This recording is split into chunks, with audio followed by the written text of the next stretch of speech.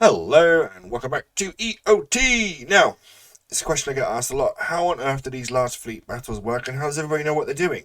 It all looks chaotic. Well, it's actually quite simple. It's like most things when they even online. It looks really chaotic, and it looks really complicated, and people look at it and who don't play it and go, "Oh, that looks terrible. What on earth? Why is this stuff everywhere?" But the majority of things in Eveline are extremely simple to understand. So, here is a picture explaining large fleet battles in terms of anchors. So, an anchor is normally the fleet commander, okay? And the fleet commander will then orbit around a certain area, and his fleet will either have him on follow or approach, and he will tell the fleet to use micro warp drives, use afterburners, set a certain speed, orbit, as I said, follow, approach, and the logistics will follow behind doing the same thing.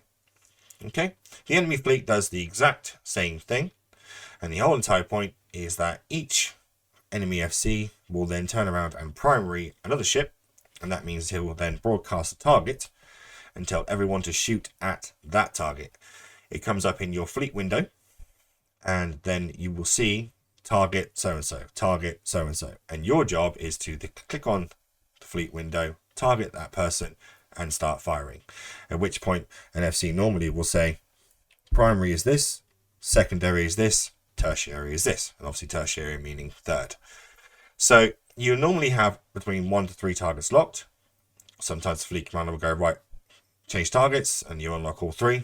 And then if they can't quite break the reps and they can't break your reps, they'll try what's called surprise hits, where they will lock up 5 targets. They'll say lock this, this, this, and this, and then they'll say hit this one now, and 2 volleys or 3 volleys. That means 3 rotations of your weapons. And then they'll say as soon as that's done, hit this one. And the whole idea is to catch logistics off guard from both fleets, because then logistics are trying to keep this one ship alive, and then suddenly another ship's being targeted. And then generally that is how it will happen within these fleet fights, because it is designed to essentially whittle down the numbers on both sides until with such time a enemy fleet has to withdraw or it needs reinforcements. Now, how to broadcast is right here on this window, and it's these buttons here. And you just simply hover over it, and it'll tell you which one does which. And when you're being damaged in a fleet, you need to broadcast. And then the logistic ships will catch you. Essentially, they'll quickly target you and begin transferring huge amounts of reps to you. One of the golden rules when fighting in fleets, a lot of new players don't realize this. Also, to be fair, a lot of older players do this, and it's not really good etiquette. Is you don't headshot enemy fleet commanders, right? Everybody's there to have fun. Everybody's there to have a fleet fight. If you headshot the enemy FC, right, they lose their leadership. Okay, it doesn't mean they're going to die. It doesn't mean they're going to go to pot. It just means someone else will just step up and do it. But you want to have a good prolonged fight, right? It's more fun. It's so much better. Okay, so never ever headshot an enemy FC. It just ruins it for everyone, and it's commonly referred to. I know I don't normally swear in my videos, but it is referred to as a fucking dick move, because it's just toxic. Everyone is there to have fun.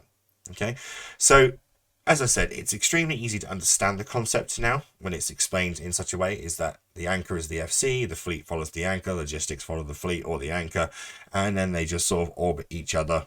And sometimes when they're close range, the 2 fleets will just come together and just start brawling.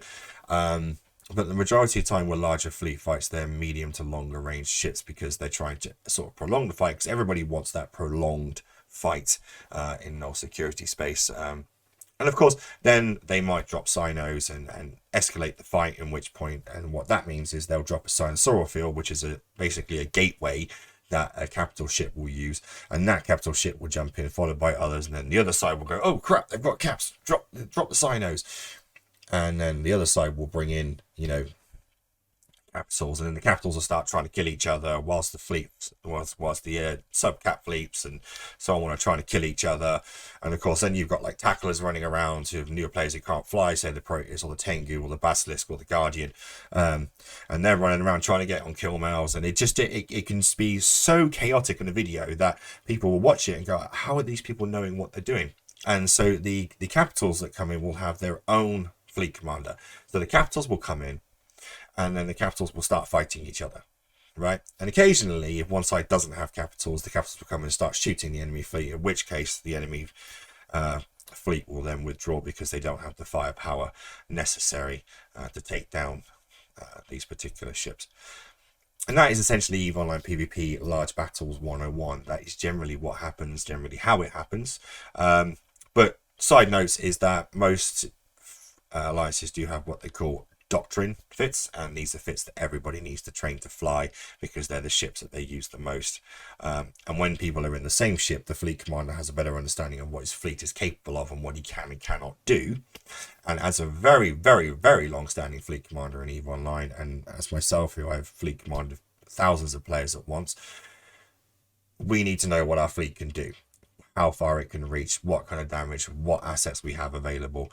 So always train up in these doctrine bits. It's extremely important. So yeah, EVE Online PvP Large Battles 101. Now, subscribe, like the video, drop a comment, tell us about your epic examples of such things as newer players or even as older players. See you soon.